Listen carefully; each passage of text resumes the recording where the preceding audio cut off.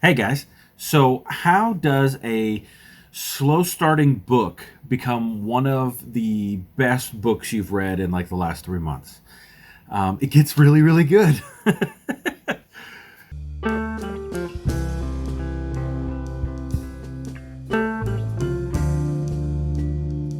All right, so this is going to be my quick should you read on The Shadow of What Was Lost. I'm going to do a deeper dive into this one because it was so good. I found myself, the only reason I gave it 4 stars is because the beginning was a little bit hard to get into. Like, it starts out pretty interesting, and then it kind of has a moment of just traveling lull. And then it, like, get to a certain city, and then from that point on it's just nonstop action and awesomeness. So I wanted to go over with you guys just how much fun this book was. I'll give you a quick rundown. I knew almost nothing going into it. The blurb on the back basically says, if you're a Wheel of Time fan, you're going to love this book. And that's pretty accurate. I'm a huge Wheel of Time fan. You see it all back there.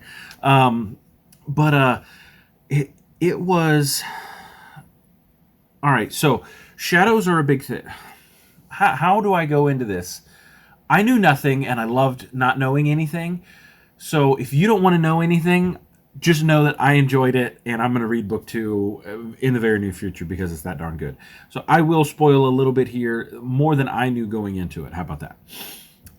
We start out, and we're following a main character.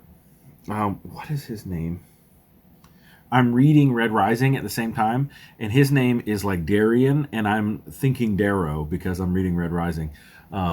It's also very good. Um, his name is, I believe it's Darian. I'm 90% sure it's Darian. I will write it below. And then his friend, Torin. And then you have a young girl named Asha. And you're meeting them. They all live in a magical school. They're all going to this magical school. And Darian's about to take this test. And if he doesn't take this test, he becomes a shadow. And basically, a shadow is a magic user. They put something on you, and your skin goes black. It's like your veins go black, and so you're marked like very visibly for everyone to see that you're a failed magician.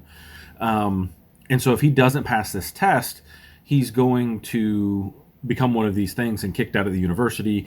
Basically, you're just going into poverty. It's like the worst thing that can happen to you. Before all this happened, there was this big war where the magic users were put huge restrictions on them, where they couldn't fight anybody. Basically, they were given the ability to heal and do the little bit of magic they could do, but for the most part, they were just neutered, big time neutered, where they used to rule, and then now, well, there's 2 levels of magicians. You have the regular essence users, and then you had the augurs. And so the augurs were all killed. They killed them all outright and said, because they could see the future, and they were the big leaders of the like man.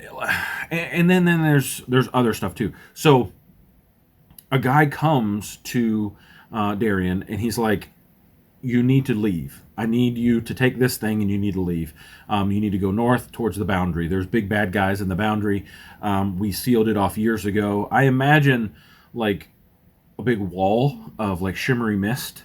Kind of, if you ever saw the trailer for Annihilation, where Natalie Portman's like walking into that veil of purpley greenish shimmering whatever. Yeah, that's kind of what I imagine the boundary as, but you can't cross it.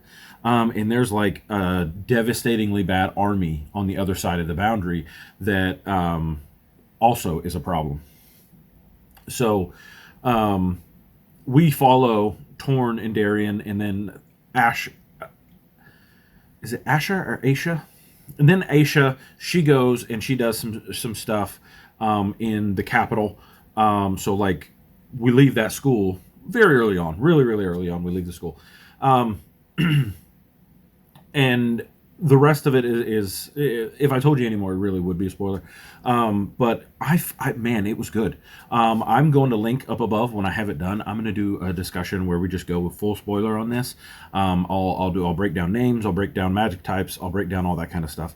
But really and seriously, if you haven't read the book, I just say go ahead and read it. If you like Sanderson, you'll like it. If you like Jordan, you'll like it. Very relevant to that kind of thing. Clean fantasy, which is nice. It's not grimdark. It is just plain epic fantasy. Doesn't have the nakedness. There's fighting in it, but it's not like as the blood ran down my arm, I spit in his eye, and it's not that. It's not like that.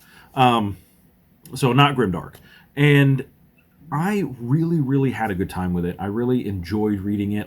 For some reason, I put it down, and it was one of those for the first 200 pages where I wanted to pick it back up, but I wasn't like compelled to. But once I got past the midway point at like 320 pages, I had a hard time putting it down. So it's really, really, really, really, really good on the back half. A little bit weaker on the front half. Why I gave it 4 stars, but the back half is marvelous. So I'm going to leave you there with that. This is Should You Read, so as spoiler free as possible. And if you haven't subscribed yet, give us a shot. And as soon as it is ready, up above and in the description, you will have the spoiler filled in depth review as well. Talk to you later. Bye.